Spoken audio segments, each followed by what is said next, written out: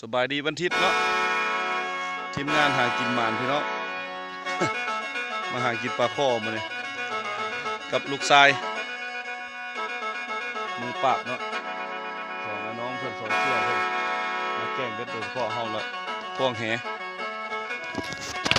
ตะกวนแหยางบ่ได้มาจากกันเลยจังหน่อยเบิ่งผลงานพี่น้องเลยกินข้าวสวยกับปลาข้อแน่นอนมื้อนี้สีมือของโบอิงเนาะผลการแข่งขัน1 แต้มละเดินกินง่ายแล้วพี่น้องเลยผลการสำเร็จประมาณโล1แล้วเนาะโอ้อยู่เสยอันเขาปล่อยเบรกเลยมันโบลูดนะนี่ทีมงานเนาะหากินหมานจังหน่อยมันยันบ่ได้มันก็จะตายไปละโอ้ถึงแห่ม่วนฮะได้หนึ่ง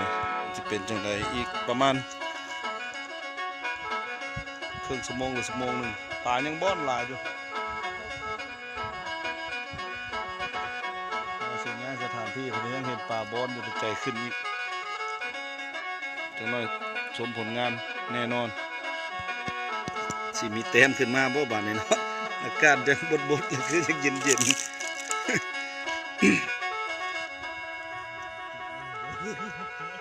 ลงมองกับบจากลงปานใดเนาะบรรยากาศโดยรอบ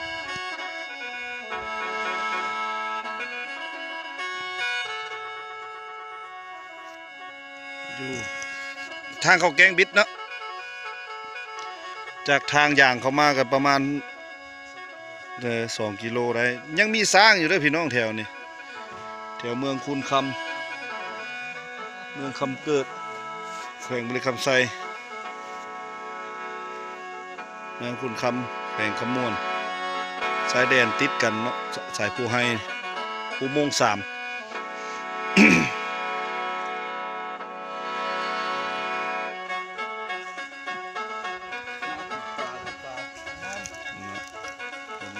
ประมาณโลโก้พี่น้องไซส์สวยๆถือเป็ดโบอิงหัวหน้าโคราชเพิ่นเอามาแล้วนี่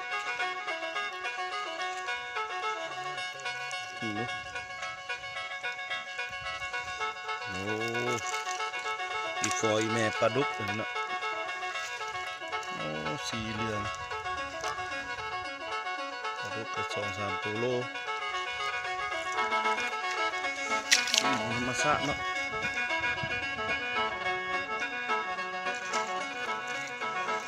อีกประมาณ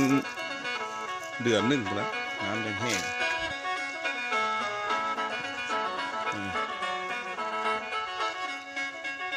มาฮอด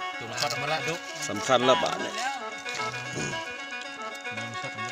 บิ๊กเลยแล้ว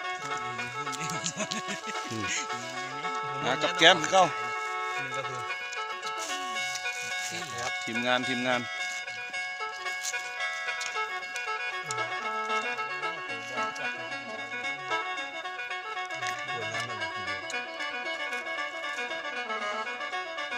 ุดอีกเข้าเนาะ